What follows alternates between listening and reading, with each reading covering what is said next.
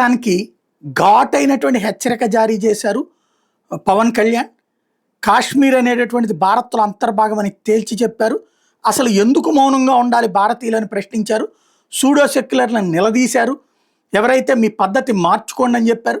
మీకు పాకిస్తాన్ మీద ప్రేమ ఉంటే అక్కడికే పోండి, ఎక్కడెందుకు ఉంటున్నారని నిలదీశారు. ఘాటైనటువంటి మాటలతో పవన్ కళ్యాణ్ విరుచుకుపడ్డారు.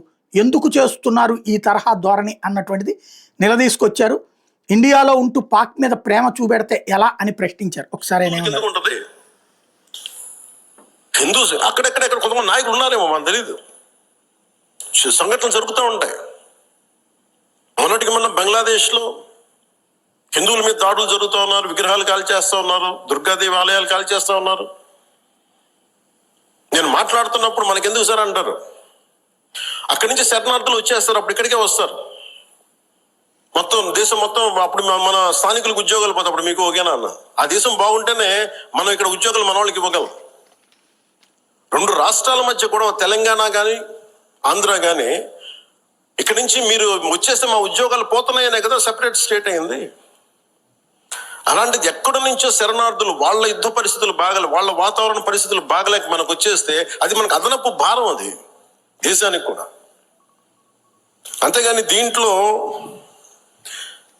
మన దీంట్లో వివక్ష ఏమి ఉండదు. It's practicality. Why this country can't afford too much of migration. Already నీ కోట్ల మంది జనాభా, వీళ్ళకి ఉద్యోగ అవకాశాలు, వీళ్ళకి ఉపాధి అవకాశాలు, వీళ్ళకి విద్యా అవకాశాలు, వీళ్ళకి గృహ అవసరాలు ఇవ్వడమే కష్టం, తపన పడాలి. అలాంటిది ఇంకా అదనంగా ఎక్కడి నుంచో వచ్చేసి వేరే దేశాల నుంచి ఎక్కడ తీసుకుంటాం? అది ప్రపంచం అంతా ఇదే సమస్య ఉంది. సో అలాంటి సమయంలో ఇది మనందరి బాధ్యత. ఇది సంబంధించిన సమస్యలు మన సమస్యలు కూడా. మనం ఎక్కడో కావల్లో కూర్చున్నాం, లేదంటే నెల్లూరులో కూర్చున్నాం, సూలూరుపేటలో కూర్చున్నాం, పెట్టుకుంట్లో కూర్చున్నాం, లేదంటే ఎక్కడ కూర్చొని మారుమూల గోదావరి జిల్లాలో కూర్చొని కుదరదు. దీని ఇంపాక్ట్ మొత్తం మీద ఉంటుంది. ఇది మనందరి బాధ్యత. ఇది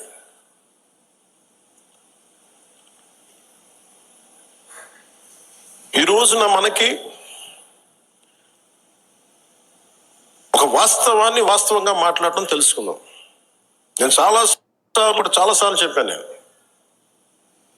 ఎందుకు ఇంత మాట్లాడాల్సి వస్తుంది, ముస్లిం, క్రిస్టియన్, హిందువుని ఎందుకు మాట్లాడాల్సి వస్తుందంటే, హిందువులకు ఉన్నది ఒకటే దేశం,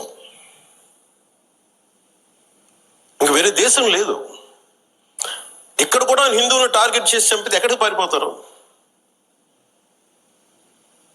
అంటే నీకు చంపింది 26 మందిని, కానీ దాని ఇంపాక్ట్ కోట్లాది మంది జనాభా, ఆశేష్ మొత్తం భారతదేశం మొత్తం మీద ఉంది. భయపెట్టడం అనేటటువంటి దానికి సంబంధించి ఎందుకు మనం భయపెట్టేటటువంటి వాళ్ళని ఎందుకు వదిలిపెట్టాలి అన్నటువంటి విషయాన్ని ప్రత్యేకించి ప్రస్తావించుకొచ్చారు. ఎట్ ద సేమ్ టైం ముస్లింలు ఉండగా, అంటే ముస్లింలకు సంబంధించినటువంటి వాళ్ళు ఆ మీటింగ్లో ఉండగానే మత సామరస్యం దేశానికి అవసరం. ఎట్ ద సేమ్ టైం భారతదేశంలో ఉంటూ పాకిస్తాన్ మీద ప్రేమను చూపించే వాళ్ళు అయితే దేశం విడిచి వెళ్ళిపోవాలంటూ పిలుపునిచ్చారు. కానీ ఈ లిమిటెడ్, ఈ తక్కువ స్థాయి ఆలోచన విధానంతో మనం ఎప్పుడు బయట ఆలోచించాం, పరిధి దాటి ఆలోచించాం. సో ఇప్పుడు నేను ఆ దేశం కోసం ఎందుకు ఇంత తపన పడతానంటే, borders are not secured. Kashmir భారతదేశం దాడితే పాకిస్తాన్ వస్తుంది. ఆ హద్దులు బాగలేనప్పుడు దాని ప్రకంపనలు ఇక్కడ దాకా వస్తాయి. మియాన్మార్లో గొడవలు జరిగితే మనకి ఎందుకు అనుకోవడానికి లేదు.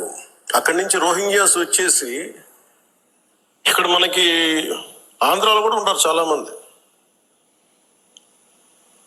దాని ప్రకంపన దాని తాలూకు ఇంపాక్ట్ మనకి ఏముంటుంది అనుకుంటే, 10 సెంట్లు భూమి ఉంటేనే, రోజు 2 సెంట్లు భూమి ఉంటేనే మనం ఎంత తెలుస్తాం. అలాంటిది కంట్రీ సరిహద్దుల్ని మనం చూసుకోకపోతే నాయకులుగా వచ్చే ఉపద్రవాలు ఇలా ఉంటాయి. మన దేశం ఎప్పుడు కూడా చాలా మెత్తని దేశం. ఇంత 26 మంది చనిపోతే మత ప్రాతిపాదికన చంపినా గానీ మన సెక్యులర్ వాదులు, సో కాల్డ్ సూడో సెక్యులరిస్ట్,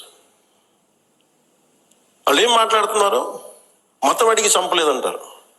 చనిపోయిన మధుసూదన్ గారి భార్య, అందరూ వాళ్ళ అబద్ధాలు చెప్తారు. వాళ్ళు పాకిస్తాన్ని ప్రేమిస్తా అంటారు వీళ్ళందరూ. ఇక్కడ భారతదేశంలో కూర్చొని మీరు పాకిస్తాన్ని ప్రేమిస్తుంటారు. మొన్న కొంతమంది నాయకులు డిబేట్ లో మాట్లాడుతుంటే చూస్తున్నాను. మీరు పాకిస్తాన్ అంత ప్రేమిస్తే దయచేసి పాకిస్తాన్కి వెళ్ళిపోండి. ఇక్కడ ఎందుకు? పాకిస్తాన్ మీద మీకు అంత ప్రేమే ఉంటే ఇది మాట్లాడుతున్న పని ఏదైనా వీళ్ళందరూ కొంచెం కాంగ్రెస్ నాయకులు వీళ్ళందరూ కొంతమంది ఎమ్మెల్సీలు కూడా ఉన్నట్టుగా అనిపించింది నాకు చూస్తుంటే. ముఖ్యంగా సౌత్ నుంచి ఉన్నారు కొంతమంది సీనియర్ కాంగ్రెస్ నాయకులు. కాంగ్రెస్ లోనే విభేదం ఉంది. మేము వెళ్ళిపోతే మీరు పాకిస్తాన్ని, మీరు భారతదేశంలో దాడి జరిగినప్పుడు భారతదేశానికి నిలబడాలి తప్ప పాకిస్తాన్కి నిలబడతాం మీరు సెక్యులరిజం అంటే అది ఏ ససేమిరా ఎవరు ఒప్పుకోరు. ఇక్కడ ఆ బలం మనం చూపించాలి. మనం ప్రాణాలు పోతే తిరిగి వస్తాయా? ఆయన ప్రాణాలు పోయినాయి. ఆయన బిడ్డల పరిస్థితి ఏంటి? ఆయన భార్య పరిస్థితి ఏంటి? మెరిట్ మీద ఉద్యోగం సంపాదించుకున్న అబ్బాయి ఒకటే కంపెనీలో నిలబడి ఆ మెరిటోరియస్ గా ఎదిగిన వాడు ఒకటే మాట ఆయన మా మిస్సెస్ మాట్లాడుతూ ఉన్నారు. మాకు ఏం ఆశలు లేవు సార్. మాకు సింపుల్ ఒక చిన్న మిడిల్ క్లాస్ ఫ్యామిలీ. మేము టీవీల్లో కనిపిస్తామని మా కల్లో కూడా ఉన్నాం. కానీ మా దురదృష్టం ఇలా కనిపించాం మేము టీవీలోనే. నా భర్త చనిపోయినప్పుడు ఇలా మేము టీవీలో కనిపించి మా బతుకులు బయటకు వచ్చినాయి. నా భర్త చనిపోయాడు, అది చెప్పుకోవాల్సిన దుస్థితి మాకు వచ్చిందని. వెళ్ళినప్పుడు బిగినింగ్ లో ఆవిడ నన్ను ఎంత ఒకలాగా ఒక నిష్ఠూరంగా మాట్లాడారంటే బాధపడుతున్నారు. మిమ్మల్ని అనకూడదని మళ్ళీ అన్నారు. మీరందరూ ఇస్తేనే కదా నమ్మకం. ఇది మోదీ గారి ప్రభుత్వం, ఎన్డీఏ ప్రభుత్వాన్ని కదా మేము భరోసాతో కదా మేము వెళ్ళింది. మేము కాశ్మీరు ఇన్ని కోట్ల మంది వెళ్ళారని మీరు అందరూ చెప్తేనే కదా మేము వెళ్ళాం కాశ్మీరు. మమ్మల్ని ఇలా పెట్టేశారు ఏంటి అనేది ఆవిడ మాట్లాడుతుంటే ఆవిడ నాలో మొత్తం భారతదేశ ప్రభుత్వాన్ని చూశారు ఆవిడ. నన్ను ఆ తిట్లు నేను తీసుకున్నాను. ఆవిడ సారీ చెప్తున్నారు కానీ నాకు అర్థం లేదమ్మా, మీరు ఎంత తిట్టాలో తిట్టను, ఏం పర్లేదన్నాను. మీ కోపం ఎవడో ఒకరి మీద చూపించాలి. మీరు కోపం మా మీద చూపించిన పర్లేదన్నా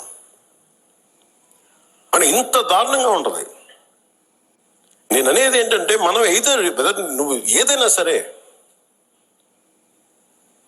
మత ప్రాతిపాదికన చంపటం ఇది మటుకు అస్సలు ఏమాత్రం సహించలేదు. అని ఎందుకు భారతదేశం చాలా బలమైనది. భారతదేశం మన సెక్యులరిజం చెప్పుకోకర్లా. సెక్యులర్ అనే పదం మనం యాడ్ చేయక్కర్లా. సెక్యులర్ పదం అని యాడ్ చేయకముందు 70s లోనే వీఆర్ సెక్యులర్. సెక్యులరిజం అంటే అపీస్మెంట్ కాదు. అది వైట్ వాష్లు చేయకండి తప్పులు చేస్తే. సర్ తనసే జుదా అని చెప్పి అంటే అట్లాగే తుపాకులతో సర్ తనసే జుదా చేశారు వాళ్ళు ఉగ్రవాదులు. తల లేదు. పట్టుకుందాం ఆకన్నా ఇలా అంటే తల లేదు అక్కడ. మీరు ఊహించుకోగలరా? ఏం మాట్లాడే తల లేదు. ఇంత క్రూరంగా చంపేశారు. ఎంత సహనం చూపిస్తాం? తప్పు జరిగినప్పుడు తప్పని చెప్తాం. ఇది చాలా మనస్ఫూర్తిగా మాట్లాడుకొచ్చారు. ఇవాళ ఆంధ్రప్రదేశ్లో ఉన్నటువంటి ఏ నాయకుడికి ఈ దమ్ము లేదు.